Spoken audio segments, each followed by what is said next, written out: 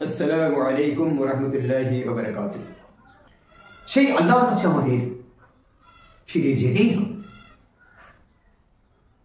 ইন্না লিল্লাহি ওয়া ইন্না ইলাইহি রাজিউন।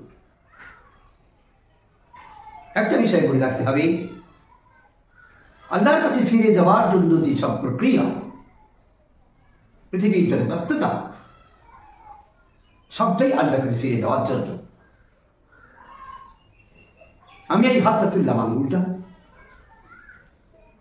এই আঙ্গুলটা তুলতে যতটুকু সময়, সেটা মৃত্যুর দিকেই আমার জীবনটা চলে গেল। সকাল এক্ষুনি 7টা বাজছিল, 7:05 হয়ে গেল, 5 মিনিটটা আমার জীবন থেকে চলে গেল। আপনি 10টায় গেলেন কোথাও, 10টা মোবাইল দেখছেন, তো 10:01 বেজে গেছে। ওই 1টা মিনিট আপনার প্রতিদিন চলে গেল জীবন থেকে, লিমিটেড সময়। তবুও আমরা দুনিয়ার মোহে আচ্ছন্ন হয়ে আছি। দুনিয়ার লোক যেন আমাদেরকে এমনভাবে ঘিরে ফেলেছি যে আমরা লোভের প্রাচীরের মধ্যে জেলখানায় আবদ্ধ হয়ে যাচ্ছি। না, দুনিয়া আপনাকে করতে হবে। দুনিয়া না করলে আপনি আখিরাতে দাঁড়াবেন কি করে? কি নিয়ে দাঁড়াবেন? এই জন্য আল্লাহ রাব্বুল আলামিন বলেন, ইন্না লিল্লাহি ওয়া ইন্না ইলাইহি রাজিউন। নিশ্চয়ই তোমাদের প্রত্যেককে আমার কাছেই প্রত্যাবর্তিত হতে হবে, প্রত্যাবর্তন করতে হবে, ফিরে যেতে হবে। এতে কোনো প্রকার সন্দেহ নাই। সন্দেহের অবকাশ করায় এক ধরনের বোকামি। একমাত্র উদ্ভ্রান্ত মানুষ ছাড়া কেউ সন্দেহ করবে না। বিশাল শক্তিধর গ্রামের মধ্যে, শহরের মধ্যে, জেলার মধ্যে, রাজ্যে, রাষ্ট্রের মধ্যে সবচেয়ে শক্তিশালী ব্যক্তি যিনি, আল্লাহ রাব্বুল আলামিন বলেন, তারও কোনো নিস্তার নাই, তাকে মৃত্যুবরণ করতেই হবে। অর্থবান, সবচেয়ে পৃথিবীর যিনি ধনী, তিনিও অবিরাম। আমরা যেমন কোন একটা সাইকেল বলুন, মোটরসাইকেল বলুন, ট্রেনে বলুন, চাকা ঘুরে পর ঘুরতে ঘুরতে ঠিক নির্দিষ্ট জায়গায় পৌঁছে যায়, ওইরকম করে আমাদের জীবনের প্রত্যেকটা সময় আমরা নানান ব্যস্ততার মধ্যে দিয়ে কাটাচ্ছি। নিজেকে মনে করছি আমি ব্যস্ত, খুবই টেনশন একটা বিষয় নিয়ে, অথচ মহা যে টেনশন, সেই টেনশনের দিকেই আমরা চলছি। কিসের টেনশন? আপনি কেন উদ্ভ্রান্ত হয়ে গেলেন, বিভ্রান্ত হয়ে গেলেন, বাতিল পথে চলতে লাগলেন? কেন? আল্লাহকে আপনার কি বলবো যে আপনি আল্লাহর সাথে সম্পর্ক স্থাপন করতে পারলেন না? এটাই তো টেনশন হওয়া উচিত। আপনার 10 টাকা 20 টাকা হারিয়ে গেছি, কিংবা 10 টাকা 20 টাকা ইনকাম করতে হবে, তাই না। আল্লাহ রাব্বুল আলামিন বলেন, কুল্লু নাফসিন যায়িকাতুল মাউত। প্রত্যেকটা নফসকে মৃত্যুর স্বাদ আস্বাদন করতে হবে। টেস্ট কেমন মৃত্যুর তা চাখতে হবে, দেখতে হবে। কেউ মনে করবে আমি বিরাট অর্থশালী মানুষ, পৃথিবীর সবচেয়ে বড় লোক, ধনী মানুষ, আমাকে বোধহয় মৃত্যু স্পর্শ করবে না। না, তোমাকে মৃত্যু অবশ্যই স্পর্শ করবে। পৃথিবীর সব থেকে ধনী তিনি হযরত সুলাইমান আলাইহিস সালামের থেকে ধনী নন। নমরুদ, ফেরাউন তাদের থেকে ধনী নয়। সবদের থেকে আপনি ধনী নন, মনে রাখতে হবে। তাই যতই অর্থবান হোক না কেন, নমরুদ, ফেরাউন, সাদ্দাতকে যে পথে যেতে হয়েছে, হিটলারকে যে পথে যেতে হয়েছে, সেই পথ আপনাকে ডাকছে। আয়, একটা বার বিবেচনা কর, আর আমার পথে একবার করে চলে আয়। ধাপ করতে চলে আয় আমার দিকে। মৃত্যু আপনাকে ডাকছে। 10 বার করে মৃত্যু বলে, এই তুমি খুবই ব্যস্ত, আমি কিন্তু আছি, আমি তোমাকে কবরের মধ্যে নিয়ে যাব, আমি তোমার অস্তিত্বকে বিলীন করে দেবো। খুব সাবধান, অহংকার করো না, বাড়াবাড়ি করো না, জীবন সম্পর্কে সজাগ হও। কয়েকদিন, কয়েক মুহূর্তের মধ্যে তোমার অস্তিত্ব বলে কিচ্ছু থাকবে না। মনে করুন আপনার বয়স 25, আপনার বয়স 30, 31 দিন আগে আপনি ছিলেন না, 31 বছর আগে আপনি ছিলেন না। পৃথিবী জানতো না আপনি বিরাট ধনী হবেন, বিরাট অহংকারী হবেন, আপনি বিশাল সম্মানী হবেন, একথা পৃথিবী জানতো না। আবার কিছুদিন পরে পৃথিবীর কেউ জানবে না আপনি পৃথিবীতে এসেছিলেন। হাজারো হাজারো কোটি কোটি অর্থবান মানুষকে মৃত্যুর সাথে মিশে যেতে হয়েছে, মাটির সাথে ধুলি হয়ে গিয়ে সেই মাটি দিয়ে আবার ইট তৈরি হয়েছে, বিল্ডিং তৈরি হয়েছে, তারপর সেই বিল্ডিং ধ্বংস হয়ে গিয়ে আবার মাটিতে পরিণত হয়েছে, কিছুই থাকবে না। আল্লাহ রাব্বুল আলামিন বলেন, قل من عليها فان ويبقى وجه ربك ذو الجلال والإكرام। পৃথিবীর সবচেয়ে ধনী যিনি, তিনিও মৃত্যুর দিকে হাঁটছেন। সবচেয়ে বলবান যিনি, বাহুবল যার, তিনিও মৃত্যুর দিকে যাচ্ছেন। সবচেয়ে চেহারাবান যিনি, তিনিও পৃথিবীতে থাকবেন না। পৃথিবীর সবচেয়ে সুন্দর মহানায়ক যিনি, তিনিও প্রতি মুহূর্তে মৃত্যুর দিকে যাচ্ছে। কোন দার্শনিক, কোন কবি, কোন রথী, মহারথী, সাধু, মুহাদ্দিস, হাফেজ, কারি, মাওলানা, পৃথিবীর কেউ টিকবে না। বিশাল বহিরুহ একটা গাছ আমরা দেখতে পাই, 6000 বছর আগের গাছ, বিশাল মোটা গাছ, বিশাল উঁচু গাছ, সেটা একদিন শেষ হয়ে যাবে। পৃথিবীর সব থেকে শক্তিধর রয়্যাল বেঙ্গল টাইগার, যেটা সবচেয়ে বড় উন্নত জাতের সিংহ, যেটা, সেটাও কোনদিন থাকবে না, সেও হারিয়ে যাবে। বিশাল পানি, সাগর, মনে হচ্ছে কিভাবে এটা শুকাবে না, সাগর একদিন শেষ হয়ে যাবে। এই গাছটা শেষ হয়ে যাবে। যে মরুভূমি আজকে এত বড় মরুভূমি, সেই মরুভূমি ধসে সাগর হয়ে যেতে পারে। আল্লাহ রাব্বুল আলামিন বলছেন সব শেষ হয়ে যাবে। বিরাট পাহাড়, আটলান্টিক মহাসাগর, হিমালয় পর্বতমালা, পৃথিবীর কারো গর্ভ কোনোদিন টিকবে না। قل من عليها فان ويبقى وجه ربك ذو الجلال والإكرام। একমাত্র আল্লাহর অস্তিত্ব ভিন্ন, কারো অস্তিত্ব পৃথিবীতে থাকবে না। আকাশ, জমিন, চন্দ্র, সূর্য, নক্ষত্র, গ্যালাক্সি, ব্ল্যাক হোল, কিছুই থাকবে না। রাজার রাজমুকুট, রাজার কুরসি, কিছুই থাকবে না। আল্লাহ রাব্বুল আলামিন বলেন সব অস্তিত্বহীনতার দিকে অবিরাম গতিতে ছুটছে আমরা কাছে।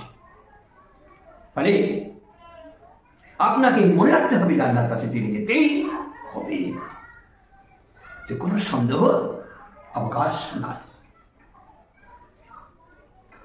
আল্লাহ রুমি রাহমাতুল্লাহ আলাইহি বলছেন, এটি উপমা দিচ্ছেন, জীবন এবং মৃত্যু সম্বন্ধে একটা উপমা দিচ্ছেন।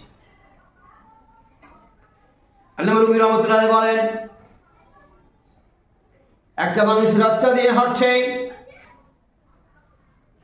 মনে আনন্দের সঙ্গে হাঁটছে, নিশ্চিন্তে নিরাপত্তায় মধ্য দিয়ে সে লোকটা হাঁটছে, কোনো অভাব নাই, কোনো টেনশন নাই, কোনো প্রকার লোকটার কিছু টান নাই, লোকটা আনন্দের সঙ্গে হাঁটছে। হঠাৎ করে তিনি লক্ষ্য করছেন, পিছনে তাকিয়ে দেখছেন একটা বিশাল অজগর সাপ তাকে তাড়ছে। একটি অজগর সাপ বসার হা করে তাকে তাড়ছে। ওই মানুষটি টেনশন হয়ে গেল, সাপ তো আমাকে খেয়ে ফেলবে, আমি কেমন করে বাঁচবো? এই চেষ্টায় লোকটি দৌড়াতে লাগলো, মন প্রাণ দিয়ে, জান দিয়ে লোকটি অবিরাম দৌড়াতে লাগলো। কোথায় আশ্রয় পাই, কিভাবে আমি বাঁচি? একটা সময় ওই লোকটা দেখলো একটা গাছ রয়েছে, এই গাছের উপরে লোকটা যেভাবে ওখানে উঠে পড়লো, গাছের উপরে লোকটি উঠে পড়ল। লোকটি গাছের উপরে উঠে পড়ল, ভালো করে লক্ষ্য করে দেখলো যে সাপটি তাকে তাড়ছিল ওই সাপটি গাছের তলায় মুখটা হা করে লোকটার দিকে তাক করে বসে গেল। ওই ভদ্রলোক ভাবতে লাগলো, এই সাপ তো যাবে না, আমি কেমন করে নামবো, নামলেই তো খেয়ে ফেলবি। একটি ডালের উপরে বসে বসে এই ভাবনা করছে, নামলেই তো খেয়ে ফেলবে, নামলেই তো খেয়ে ফেলবে, নামলেই তো তার পেটের মধ্যে আমি চলে যাব। এর মধ্যে লক্ষ্য করলো ভদ্রলোক তার ঘাড়ের কাছে একটা বাঘ শুয়ে আছে। যেখানে সে যে ডালে বসে আছে সেই ডালের একেবারে পাশের ডালে একটা বিশাল বাঘ বসে আছে। বাঘটি অচেতন অবস্থায় আছে, অর্থাৎ ঘুমিয়ে আছে। লোকটি মনে মনে ভাবল, একটু নড়াচড়া করলে বাঘ যদি চেতন হয়ে যায়, জাগ্রত হয়, সঙ্গে সঙ্গে আমার ঘাড় মটকে দিবে। আর আমি যদি বাঘের ভয় এখন নিচে নামতে যাই, তাহলে ওই অজগর সাপটা আমাকে ঘিরে ফেলবে। এরকমের টেনশন করছে ভদ্রলোক। বাঘ যেন না থাকে, আমাকে যেন নড়াচড়া না করতে হয়, আমাকে যেন বাঘে না ধরে ফেলে, এই ভাবনা সে করছে। একটা বার সে নিজের দিকে অজগর সাপটার দিকে তাকাতে গিয়ে লক্ষ্য করলো ওই গাছটার একটা শিকড় সাদা একটা ইঁদুরে কাটছে। এই যে গাছটাতে শিকড় আছে, অনেক শিকড় আছে, সেই শিকড়ের মধ্যে একটা শিকড় কাটছে, একটা সাদা ইঁদুর কাটছে। ভদ্রলোক ভাবতে লাগলাম, সাদা ইঁদুরটা যদি শিকড়টা কাটে গাছটা দুর্বল হয়ে যাবে, তাহলে গাছটা স্বাভাবিত নিচে পড়ে যাব, তখন অজগর সাপটি আমাকে গিলে ফেলবে, আর ওই সাপটা আমাকে গিলে ফেললে আবার তো জীবন শেষ হয়ে যাবে। লোকটা মনে মনে ভাবছে, হায় যদি ওই সাদা ইঁদুরটা এই শিকড়টা না কাটতো, গাছটা তাহলে দুর্বল হতো না, গাছটা তো এখন পড়ে যাওয়ার সম্ভাবনা বেশি। এমনি করে ভাবতে ভাবতে সে লক্ষ্য করলো আর একটা কালো ইঁদুর ওই গাছটা শিকড় কাটছে। সাদা ইঁদুরটা বন্ধ করে দিল গাছটা শিকড় কাটা, শিকড় মানে জড়, কাটা বন্ধ করে দিল। এবার একটা কালো ইঁদুর আরো যে শিকড়গুলো আছে সেগুলো কাটতে লাগলো। লোকটা মনে মনে ভাবলাম, আমার আর কোনো উপায় নাই, আমার এই বিপদের কালে একটা কালো ইঁদুর একটা সাদা ইঁদুর সব শিকড় গলা কেটে ফেলবে, তাহলে গাছটা পড়ে যাবে, বাঘ আমাকে শেষ করবে অথবা সাপ আমাকে শেষ করবে, আমি উভয়ের দিক থেকে শেষ হব, আমার কিন্তু আর নিষ্কৃতি নাই। এটা মনে বলেছে ভাবছি, কোথার থেকে এই বাঘ, কোথার থেকে এই সাদা ইঁদুর, এই সাপ কিভাবে আমি আমার জীবনটাকে বাঁচাবো। এর মধ্যে হঠাৎ করে সে লক্ষ্য করলাম একটা পাতার উপরে ফটফট করে শব্দ হচ্ছে, কি যেন পড়ছে, তরল জাতীয় জিনিস। যে গাছটার উপরে সে আছে একেবারে মাথার উপরে একটা পাতায় কি যেন তরল ভাবে পড়ছে। ভদ্রলোক মাথা উঁচু করে চেয়ে দেখলো মাথার উপরে একটা মৌচাক আছে। মাথার উপরে যে উঁচু একটা ডাল আছে সেই ডালে একটা মৌচাক আছে। মৌচাকে এত মধু টুপিয়ে টুপিয়ে পাতার উপরে পড়ছে। আল্লামা নবী রাহমাতুল্লাহ আলাইহি বলেন, ওই লোকটি বাঘের কথা ভুলে গেল, লোকটি সাদা ইঁদুরের কথা ভুলে গেল, কালো ইঁদুরের কথা ভুলে গেল, শিকড় কাটার কথা ভুলে গেল, বাঘ হা করে আছে সে কথাও সে ভুলে গেল, সাপ হা করে আছে সেটাও সে ভুলে গেল। সে তার জিভ বের করে ওই মধু যে টুপিয়ে টুপি পড়ছে সেই এক ফোঁটা দু ফোঁটা ওই মধু খাওয়ার জন্য সে জিভ বের করে দিয়ে মধু চাটতে শুরু করল। এই লোকটি কতই না বোকা, এখনই বাঘ জাগ্রত হয়ে যেতে পারে। সাদা ইঁদুর কালো ইঁদুরে তোর গাছ কেটে শেষ করে দিচ্ছে আর তুই এই সময় মধু খেতে লাগলি। কি বোকা, কি জ্ঞানহীন, কি অজ্ঞ লোক।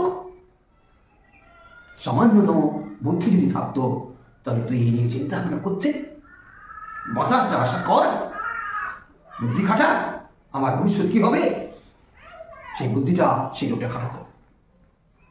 কিন্তু না, সে মধু চাটতে শুরু করলো, ফোটা ফোটা মধু টুপিয়ে পড়ছে, সেগুলো সে চাটতে লাগলো। আল্লাহ রুমি রহমতুল্লাহ বলেন, সমগ্র পৃথিবীর মধ্যে যেসব মানুষগুলো আমরা বেঁচে আছি তাদেরকে তিনি উদ্দেশ্য করে বলেন, মানুষ যাদের দুনিয়াতে হাঁটছিল, তাকে পিছন থেকে যে সাপটা চড়ছে, ও সাপ তো অন্য কেউ নয়, ওটা সাপটা হলো তার কবর। কবর থেকে বারবার হা করে চড়ছে। সে লোকটা জানে না, অলক্ষ্যে থাকে কবর, ওই সাপটা হলো আসল কবর যেটি নিচে আছে। আর এই হায়াত যে গাছটা, ওই যে গাছটা যার উপরে সে লোকটা বসে আছে, ওটা তার হায়াতের গাছ। যত বছর আয়ু, যার যতটুকু আয়ু, তত বড় লম্বা ওই গাছ, তত শক্ত ওই গাছ। ওই গাছের উপরে লোকটা বসে আছে, হায়াতের উপরে আমরা চলে আছি। সাদা একটা ইঁদুর যেটা ওই শিকড়টা করছিল, আসলে সে সাদা ইঁদুর নয়, আসলে সে সূর্য আলোকিত একটা দিন। আমার হায়াতের গাছটা একটা দিন চলে যাওয়া মানে আমার হায়াতের গাছের একটা শিকড় কেটে যাওয়া। কালো একটা ইঁদুর আমার শিকড় কাটছে, হায়াতের গাছের মানে একটা রাত আমার জীবন থেকে চলে গেল। তার মানে আমার জীবন থেকে একটা কালো ইঁদুর, আমার কালো ইঁদুর মানে রাতের অন্ধকার, ওই রাত উপমামূলক ওই ইঁদুরটা আমার জীবন থেকে চলে গেল। একটি শিকড় কেটে দিল ওই ইঁদুরটি, অর্থাৎ রাত চলে গেল মানে ইঁদুর, কালো ইঁদুর আমার একটা শিকড় কেটে দিল। আর আমি আছি হায়াতের গাছের উপরে, কবরটা হলো ওই সাপটা। আর মাথার কাছে, ঘাড়ের কাছে যে বাঁধনি আছে, ও নাম মৃত্যু। এই মৃত্যু যখন জাগ্রত হবে আমার জন্য, আমার ঘাড় মটকে দেবে, কোনোই সন্দেহ নাই, কোনো সন্দেহ নাই, আমি ওই বাঘ থেকে রেহাই পাবো না। এত টেনশন, তা সত্ত্বেও দুনিয়ার মোহ, দুনিয়ার মধু অন্তরে নাম দিয়ে সে ভোগ করছে। ছেলে মেয়ের ভালোবাসা, স্ত্রীর ভালোবাসা, অর্থকরীর ভালোবাসা, দুনিয়ার সমস্ত সৃষ্টির ভালোবাসা, দুনিয়ায় থাকবার মহা আশা, এগুলোই মানুষের জীবনে মধু। এই মধু, মধু আর মধু আর মধু, এটা যদি আমি চাপতেই থাকি, আমি যদি খেয়াল না করি যে এই বাঘ চেতন হয়ে গিয়ে আমার জীবন শেষ করে দিবে, মৃত্যু এই বাঘ যখন শেষ করে দিবে আমি অবশ্যই পড়ে যাবো, আর পড়ে গেলেই ওই কবরের পেটের মধ্যে আমি চলে যাব। এই জন্য সবচেয়ে বড় বিষয় যেটা, সেটা হলো মানুষের জীবনের প্রত্যেকটা সেকেন্ডেরও 60 যে সময়, সে সময়টা একটা মূল্য আছে। আমি যখন আমার জীবনকে এভাবে ভাবতে শিখব যে আমার জীবনের যে আয়ু, সেই আয়ুটা আমাকে কাজে লাগাতে হবে, তখন নিশ্চয়ই আমি অযথা তাস খেলে সময় কাটাবো না। পরীক্ষার সময় আমরা যেমন ওইটুকু বুঝতে পারি যে এই 3 ঘন্টা কত মূল্যবান সময় আমার জীবনের কৃতিত্ব তৈরি করার জন্য, আমাকে সমাজে প্রতিষ্ঠার জন্য, আমার সমাজে অর্থ ইনকামের জন্য, আমার সমাজে যশের জন্য এই 3 ঘন্টা আমি পরীক্ষা দিচ্ছি। এই পরীক্ষার সময়টা যদি আমি লস করে ফেলি, তাহলে আমার যে কত ক্ষতি। আমরা যখন পরীক্ষা দিই, ফাইনাল পরীক্ষা, তখন কাজটা বুঝতে পারি। বাবা মাই বলে, আত্মীয় স্বজনে বলে, তুমি রাস্তা রাস্তায় ঘুরে বেড়াচ্ছ, তোমার পরীক্ষা নাই কাল, এই সামনের সপ্তাহে পরীক্ষা নাই, সামনের সপ্তাহে পরীক্ষা হবে, সেটা সজাগ করে দিচ্ছে বাবা মাই। যারা ভালো ছাত্র ঘুরে বেড়াচ্ছে না, রাত্রিতে উঠে উঠে পড়ছে, তেমনি ভালো ছাত্র ভালো আল্লাহর বান্দা যারা তারা রাত্রিতে উঠে ইবাদত বন্দেগি করছে। শুধু তাই নয়, সবসময় যেমন একটা ছেলে পড়াশোনা করে স্টাডি করে পরীক্ষায় ভালো রেজাল্ট করার জন্য চিন্তা ভাবনা করছে, তেমনি কিছু মানুষ আছে সবসময় নফল রোজা, নফল নামাজ, সবসময় আল্লাহ জিকির, সব সময়ের জন্য লোককে একটি ভালো পথে চলবার জন্য প্রচেষ্টা নিয়াত করছে, তোবা করছে, তাহলিল করছে। এই সময় সবচেয়ে বড় বিষয় যেটা সেটা হলো সময়কে যদি নষ্ট করে দিই, আমার আয়ু কিন্তু লিমিটেড। আল্লাহ বলি তিনি দেখছেন যে একজন ভদ্রলোক বলছেন একটা বাজারে যে আমার সময় চলে যাচ্ছে গো, আমার সময় চলে যাচ্ছে, আমি যে বিষয়ে পুঁজি লাগিয়েছি পুঁজিটা নষ্ট হয়ে যাচ্ছে, আপনারা আমার কাছে আসুন, তাড়াতাড়ি আসুন এবং আমার মাল কিনুন। সে আল্লাহ বলি খুঁজছেন যে ভদ্রলোক কোথায় এই হাতটা দিচ্ছে, বুঝতে বুঝতে তিনি পেয়ে গেলেন, দেখলেন কিছুই না, লোকটির কাছে বরফ আছে। যেহেতু বরফটা অবিরাম গলে যাচ্ছে, তাই লোকটি বলছে আমি এটা টাকা দিয়ে কিনেছি, সেটা অবিরাম গলে যাচ্ছে, আপনারা বুঝতে পারছেন না, তাই আমার এই বরফের যে পুঁজি সেই পুঁজিটা নষ্ট হয়ে গেছে, আপনারা এটা মূল্য দিন, আপনারা এটা মূল্য দিন, আপনারা এটা মূল্য দিন দিয়ে আমার কাছে কিনে নিন, নাহলে আমার বরফ জমে সব নষ্ট হয়ে যাচ্ছে। অনুরূপভাবে মানুষের যে সময় সেটা বরফের মতনই গলে যাচ্ছে, সব সময় অবিরাম তোমার নদী ছেউ অবিরাম একটি পর একটা চলে যাচ্ছে, ওরকম করে আমার প্রতি মুহূর্তে চলে যাচ্ছি, প্রবাহিত হয়ে যাচ্ছে আখিরাতের দিকে, মৃত্যুর দিকে।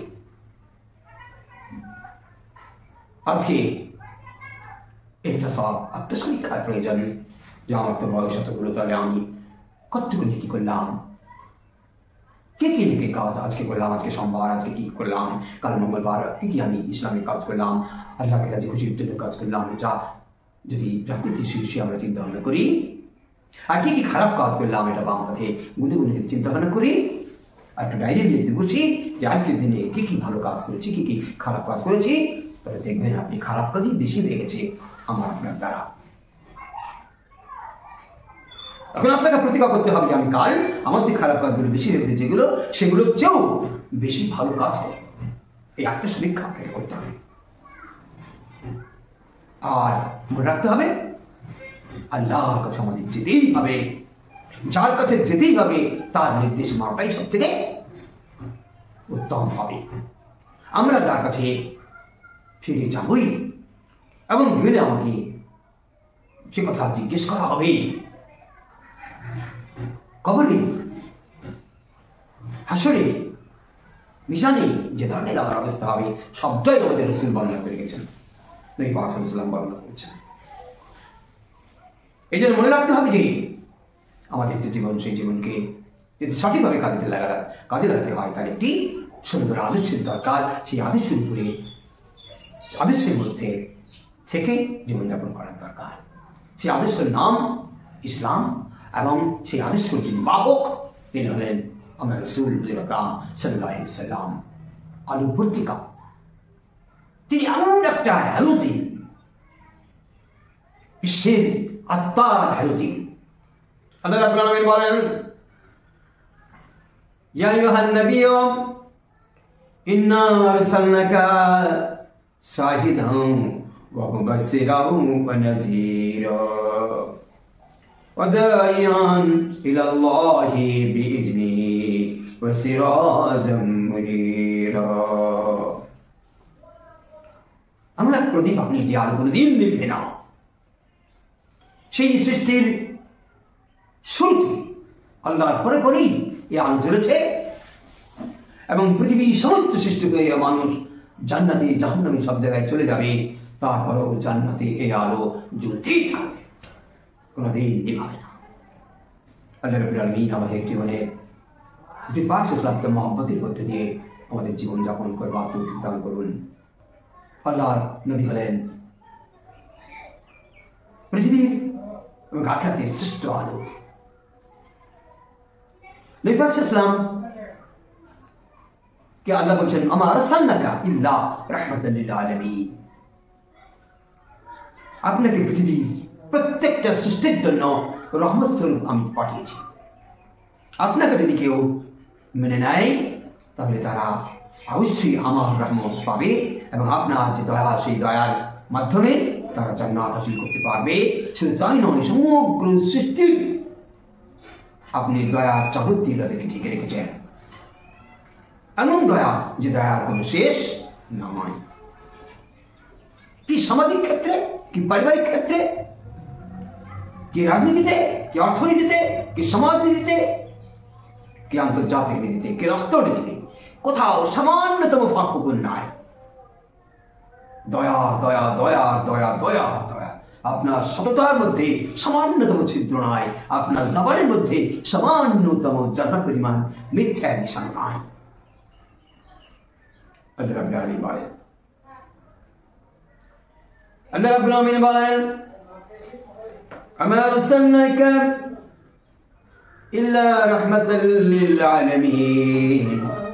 হে নবী, আপনাকে আমি রহমত ব্যতীত কিছুই করিনি। আপনি পৃথিবীর রহমত, দয়া, করুণা, ভালোবাসা, সততা, স্নেহ, শ্রদ্ধা, বিশ্বাস, হিংসা, হায়া, লজ্জা, শরম সবই আপনি ছাড়া পৃথিবীর কোন মানুষের কোন নিশ্চিন্তা থেকে মুক্তির কোন উপায় নাই, অত্যাচার থেকে মুক্তির কোন উপায় নাই আপনার ন্যায় নীতি ছাড়া। শুধু আপনি দুনিয়াতেই নয়, মৃত্যুর পরে প্রথম ঘাটি ইন্নাল কবরা আউয়ালুল মানাজিলিল আখিরা। ইন্নাল কবরা আউয়ালুল মানাজিল আখিরা। নিশ্চয়ই কবর হলো আখিরাতের প্রথম ঘাঁটি, স্থল, স্টেশন, প্ল্যাটফর্ম, স্টার্টিং পয়েন্ট আখিরাতে। এই কবর সংক্রান্ত বিষয়ে আল-হাক মুত্তাসিল হাত্তা যুরতুমুল মাকাবির। নবী পাক সাল্লাল্লাহু আলাইহি ওয়াসাল্লাম বলেন, কবরে একটা মানুষ নতুন জায়গা। কখনো হয়তো লন্ডন গেছে, কখনো হয়তো আমেরিকা গেছে, বিভিন্ন মানুষকে দেখতে পেয়েছে সেখানে, আরো দেখতে পেয়েছে, সাহসের ব্যাপার ছিল সেখানে, তার কাছে পুঁজি ছিল, সব কিছু ছিল। কিন্তু কবর এমন একটা জায়গা যেখানে কোনো মানুষ সে দেখবে না, সেখানকার রাস্তাঘাট চিনেই না, একেবারেই নতুন জায়গা। গিয়ে একটা হল, সেটা একটা কবর, একটা পরীক্ষার হল। এই পরীক্ষার হলে কয়েকটি প্রশ্ন করা হবে, এই প্রশ্ন পরীক্ষা তাকে দিতে হবে, তার উত্তর তাকে দিতে হবে, নইলে সে আখিরাতের পথে পা দিতে পারবে না, আখিরাত তার বরবাদ হয়ে যাবে। এই জন্য নবী পাক সাল্লাল্লাহু আলাইহি ওয়াসাল্লাম দেখিয়ে দিয়েছেন, বলে দিয়েছেন, ১৫০০ বছর আগে আউট করে দিয়েছেন যে তোমরা নতুন জায়গাতে গিয়ে পারবে না। তাই সাজেশন তিনি দিয়েছেন, এই ৩-৪টি কোশ্চেন তোমাকে দেওয়া হলো, এই কোশ্চেনের উত্তর সঠিকভাবে তুমি যদি তোমার জীবন দিয়ে বাস্তবায়িত করতে পারো, তাহলে কিন্তু তোমার চরিত্র দিয়ে কোশ্চেনের যদি তুমি উত্তর দিতে পারো, তাহলে কিন্তু তুমি আখিরাতে সমস্ত পথে, সমস্ত ঘাটিতে, মিজানে, হাসরে, হাউজ কাউসারে, আপনার কিয়ামতের মাঠে কোথাও তোমার অসুবিধা হবে না, তুমি পাস করে যাবে। এই 3টে কোশ্চেন, 4টে কোশ্চেন কি সেটা আল্লাহ রাসূল বলে গেছেন। আল্লাহ নবী বলেন, প্রথম প্রশ্ন করা হবে একটা মানুষকে কবরে, মান কানা ফিরাশে, প্রথম একটা প্রশ্ন করবে। এই প্রশ্নটা আল্লাহ রাসূল ব্রডকাস্ট করে গেছেন। 1 নাম্বার প্রশ্ন, 2 নাম্বার প্রশ্ন, 3 নাম্বার প্রশ্ন, 4 নাম্বার প্রশ্ন, সব আল্লাহ রাসূল বলে গেছেন। তার উত্তর কি হবে সেটাও আল্লাহ রাসূল বলে গেছেন। এর থেকে দয়ার কথা, দয়া কি যে আপনাকে কবরে বিপদে পড়তে হবে না যদি আপনি এই প্রশ্ন করার উত্তর নবী পাক সাল্লাল্লাহু আলাইহি ওয়াসাল্লামের সাজেশন অনুযায়ী এই উত্তরটা আপনি দিতে পারেন। আল্লাহ নবী বলেন, প্রথম প্রশ্ন করা হবে, মান রাব্বুকা, তোমার রব কে, তোমার আদর্শের মহান কি ছিল, তুমি কোন আদর্শে বিশ্বাসী ছিলে, তোমার ইলাহ কি, কাকে তুমি অন্তরে অন্তরে বিশ্বাস রাখতে, তোমার আল্লাহর প্রকৃতি কেমন, কার আদর্শ মেনে তুমি তোমার জীবন যাপন করেছো, তোমার আল্লাহ কেমন ছিলেন, সে আল্লাহর প্রকৃতি কি তুমি বলো। মান রাব্বুকা, তোমার রব কে, কে তোমাকে রুজি দিত, কে তোমার মান সম্মানের মালিক ছিল, কে তোমার হায়াতের মালিক ছিল, কে তোমার মৌতের মালিক ছিল? কে তোমার মান সম্মানের মালিক ছিল? কে তোমার শরীর সাথে মালিক ছিল?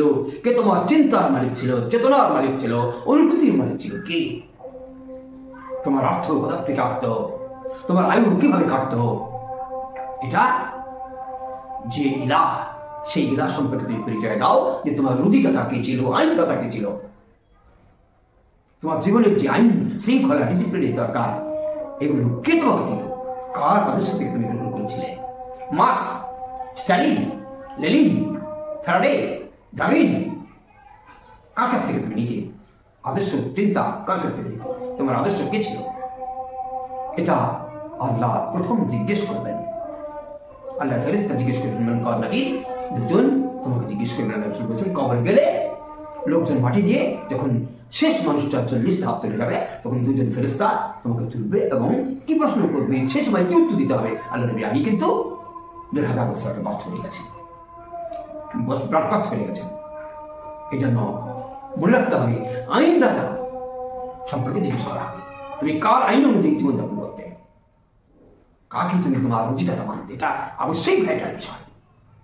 তোমার রাজনীতির যে নিয়ম নীতি ছিল সেই নিয়ম নীতির মালিক কে ছিল তোমাকে বলতে হবে। তোমার অর্থনীতির যে নিয়ম নীতি ছিল সেই নীতি অর্থনীতি কার ছিল, কার আদর্শ থেকে তোমাকে জিজ্ঞেস করা হবে। এর নাম হলো মান রব্বুকা, তোমার রব কে। আল্লাহ নবী বলেন তুমি যদি ইসলামের উপর দাঁড়িয়ে থাকো তাহলে আল্লাহ রাব্বুল আলামিন ফেরেশতা পাঠিয়ে যখন তোমাকে জিজ্ঞেস করবেন মান রব্বুকা, সে সময় তুমি বলে দিবে আল্লাহ রাব্বুল আলামিনের কথা ঘোষণা করে বলে দিবে রব্বি আল্লাহ, আমার রব হলেন আমার আল্লাহ। যে আল্লাহ ওয়াহদাহু লা শারীক, আল্লাহ তেমন কোনো শরীক নাই, তেমনি আপনি যে আল্লাহকে মানেন সেই আল্লাহর যে আদর্শ সেটাও কোনো শরীক নয়। নবীর উপর দিয়ে আমাদের নবীর উপর দিয়ে কোনো নবী নাই এবং আল্লাহর উপর যে আদর্শ সেই আদর্শের উপর দিয়ে আর কোনো আদর্শ নয়। আল্লাহ এক, কোরআন এক এবং নবীও আমাদের একজনই, যিনি মহান নবীদের নবী, সেই নবী আমরা আদর্শ মানি। সুতরাং কোনো জায়গায় বাইপাস করার কোনো সুবিধা ইসলামের নয়।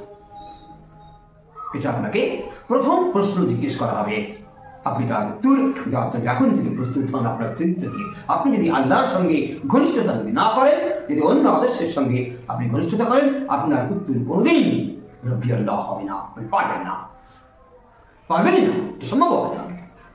আপনার অতীতের চরিত্রের যে শক্তি, সেই শক্তি থেকেই সেদিন আপনার জবানে আল্লাহ আরবিতে আপনাকে দিয়ে আল্লাহ বলিয়ে নেবেন, ফেরেশতাদেরকে শুনিয়ে দিবেন রব্বি আল্লাহ। আল্লাহ নবী বলেন তোমরা কি জানো 2 নম্বর প্রশ্ন কি হবে? 2 নম্বর প্রশ্ন আল্লাহ রাব্বুল আলামিন করবেন আমা দীনুকা, তোমার দিন ধর্ম কি ছিল? তুমি কোন ধর্মের আল্লাহকে মানতে? সেই আল্লাহ কেমন ছিল? জানি না রূপার না মাটি? তা তুমি যদি দিন ইসলাম, সেই ইসলামের যে আল্লাহ, সেই আল্লাহকে তুমি মানতে গেলে আল্লাহ জিজ্ঞেস করবে যে তুমি যে রবের কথা বলবে সেই রবটা কোন আদেশে, কোন দিনে? তোমাকে সেদিন বলতে হবে দিনুন। আল্লাহ রাব্বুল আলামিন বলেন 2 নম্বর যখন প্রশ্ন করা হবে তখন তোমাকে বলতে হবে দিনুন আল ইসলাম, আমার দিন ছিল ইসলাম।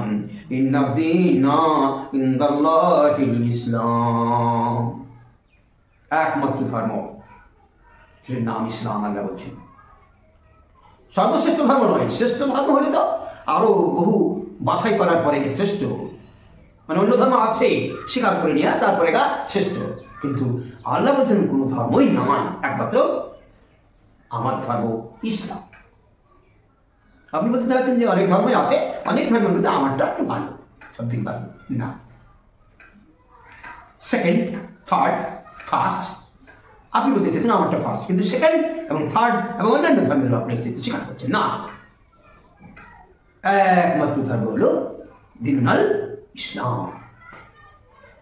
এটা 2 নম্বর প্রশ্ন তোমাকে করা হবে। আল্লাহ নবী বলেন তারপর তোমাকে জিজ্ঞাসা করা হবে ওমান নবিয়ুকা, তোমার নবীকে একথা জিজ্ঞেস করা হবে, বলা হবে কোন নবী তুমি, চরিত্র অনুযায়ী কোন নবীকে অনুসরণ করে, কোন নবীর সমাজ ব্যবস্থা অনুযায়ী তুমি জীবনযাপন করতে, কোন নবী। আল্লাহ রাব্বুল আলামিন নবী বলেন সেই সময় তুমি যদি আমার আদর্শের উপরে, আমার ন্যায় নীতি, আমার রক্তকে মূল্য দিয়ে, শ্রমকে মূল্য দিয়ে, আমার জবানের সত্যতাকে মূল্য দিয়ে তুমি যদি তোমার জীবনের ডিসিপ্লিন তৈরি করো, তাহলে তোমাকে বলতে হবে নবিয়ুনা মুহাম্মাদুর রাসূলুল্লাহ সাল্লাল্লাহু আলাইহি ওয়াসাল্লাম, নবিয়ুনা মুহাম্মাদুর রাসূলুল্লাহ সাল্লাল্লাহু আলাইহি ওয়াসাল্লাম, এটা বলতে হবে। তুমি যদি এটা বলতে পারো তবুও তোমাকে ছড়া হবে না, আমাকে নিয়ে যাওয়া হয় কবরে। আল্লাহ রাসূল বলছেন আমি তোমাকে এই প্রশ্নের উত্তরগুলো দিয়ে দিলাম, এগুলো তুমি জীবন দিয়ে পালন করবে, এরকম করে জীবন গঠন করবে। তারপরেও তোমাকে সত্যায়ন করার জন্য তুমি যে কথাটা বললে সেই নবীর জীবনটা কিরকম ছিল, তার আদর্শ কেমন ছিল, তা সব জানার পরেও সেই নবীটা কেমন দেখতে ছিল সেটাও তোমাকে সেদিন বলতে হবে। 4 নম্বর প্রশ্ন করা হবে আমা কুনতা তাকুলু ফি হাযার রাজুল, এই মানুষটাকে চিনতে পারছো কি, নবীটাকে? নবীর সমাজনীতি, পারিবারিক নীতি, নবীর অর্থনীতি, নবীর দেওয়া রাজনীতি, নবীর দেওয়া আন্তর্জাতিক নীতি, নবীর দেওয়া রাষ্ট্রনীতি যদি না তোমার জীবনে থাকে, তাহলে তুমি আল্লাহ রাসূলকে সেদিন চিনতে পারবে না। যদি তোমার জীবনে আল্লাহ রাসূলের আদর্শ থাকে, তাহলে তুমি সেদিন বলতে পারবে হাজা নবিয়ুনা মুহাম্মাদুর রাসূলুল্লাহ সাল্লাল্লাহু আলাইহি ওয়াসাল্লাম। সেদিন তুমি বলতে পারবে, সেদিন আসল পরিচয় হবে তুমি আল্লাহ রাসূলের আদর্শের উপরে ছিলে কি ছিলেন। একজন আল্লাহর ওলি একটা ময়না পাখি পুষেছিলেন, তিনি 4 বছর ধরে ময়না পাখিটিকে তিনি শেখাচ্ছেন লা ইলাহা ইল্লাল্লাহ, লা ইলাহা ইল্লাল্লাহ, লা ইলাহা ইল্লাল্লাহ মুহাম্মাদুর রাসূলুল্লাহ। পাখিটা একটা সময় যখন তিনি বলতে শুরু করলো লা ইলাহা ইল্লাল্লাহ মুহাম্মাদুর রাসূলুল্লাহ, লা ইলাহা ইল্লাল্লাহ মুহাম্মাদুর রাসূলুল্লাহ, মুহাম্মাদুর রাসূলুল্লাহ, মুহাম্মাদুর রাসূলুল্লাহ, লা ইলাহা ইল্লাল্লাহ, লা ইলাহা ইল্লাল্লাহ, এমনি করে সে মাথা ঝুঁকিয়ে ঝুঁকে আপন মনেই, কেউ তাকে নির্দেশ না দিলেও সে আপন মনেই করত। সে আল্লাহর ওলি ভাবলেন, আমার আল্লাহর ওলিটার নামটা মনে পড়লো না, তার জন্য আমি বলতে পারলেন না। সেই আল্লাহর ওলিটা ভাবলেন যাক কাজ পেয়েছি, আমি অন্তত একটা ময়না পাখিকে আমার মধ্যে দিয়ে একটি কালেমা আমি তাকে শেখাতে পেরেছি। এটা নিয়ে তিনি নিজে মনের মধ্যে তিনি খুবই সন্তুষ্টির মধ্যে ছিলেন যে আমি মানুষকে তো শেখায়, একটা ময়না পাখিকেও পর্যন্ত আমি লা ইলাহা ইল্লাল্লাহ মুহাম্মাদুর রাসূলুল্লাহ শিখিয়ে দিলাম, শিখাতে পারলাম, সমর্থ হলাম। এই সক্ষমতার কারণে তিনি আত্মতৃপ্তি করতেন, আত্মতৃপ্তি একটা তার মধ্যে ছিল। হঠাৎ করে লক্ষ্য করলেন আল্লাহর ওলি ওই ময়না পাখি যে খাঁচার মধ্যে ছিল, ওই খাঁচার বাহিরে একটি কোথা থেকে বিড়াল এসে ওই খাঁচায় আক্রমণ করলো। খাঁচাটি লোহার ছিল, কিন্তু ময়না পাখিকে সেই খাঁচা থেকে বিড়াল স্পর্শ করতে পারবে না, কিন্তু আক্রমণ করলো একেবারে কাছাকাছি, লোহার খাঁচাতে ঝাঁপিয়ে পড়লো বিড়ালটি। আল্লাহ লক্ষ্য করলেন ময়না পাখিটি আর লা ইলাহা ইল্লাল্লাহ মুহাম্মাদুর রাসূলুল্লাহ বলতে পারলো না। সে ব্যস্ততার কারণে টেনশনে আসলে যার ডাক তার ওই শব্দ সে করে ফেললো। কেন কাজে শব্দ ময়না পাখি করে, সেরকম শব্দ ময়না পাখি বাচ্চা থেকে বড় হওয়া পর্যন্ত যে ধরনের আসলে ময়না পাখির ডাক, সেইটা ময়না পাখিটা ডাকলো। আল্লাহ উনি সঙ্গে সঙ্গে জ্ঞান হারিয়ে ফেললেন। বাড়ির লোকেরা তার যখন জ্ঞান ফিরালেন, পানি ঢেলে সুস্থ তিনি যখন হলেন, তাকে জিজ্ঞেস করা হলো আপনি কেন অজ্ঞান হয়ে গেলেন? উনি বললেন আমি 4 বছর থেকে ময়না পাখিকে শিখিয়েছিলাম লা ইলাহা ইল্লাল্লাহ, কিন্তু যখন ভয়ঙ্কর সাংঘাতিক রকমের আক্রমণ তার উপরে নেমে এলো, তখন সে আর শিখানো বলি লা ইলাহা ইল্লাল্লাহ বলতে পারল না, বরং তার আসল ডাক সে ডেকে ফেলল। ঠিক তেমনি করে আমাকে যখন মৃত্যু আসবে আমার, তখন কি আমি কালেমা লা ইলাহা ইল্লাল্লাহ পড়তে পারবো? আসলেই যদি আমার জীবন অন্যরকমের হয়, তাহলে আসলটাই যদি প্রকাশ পেয়ে যাবে। আমি কি সেদিন লা ইলাহা ইল্লাল্লাহ মুহাম্মাদুর রাসূলুল্লাহ করতে পারবো?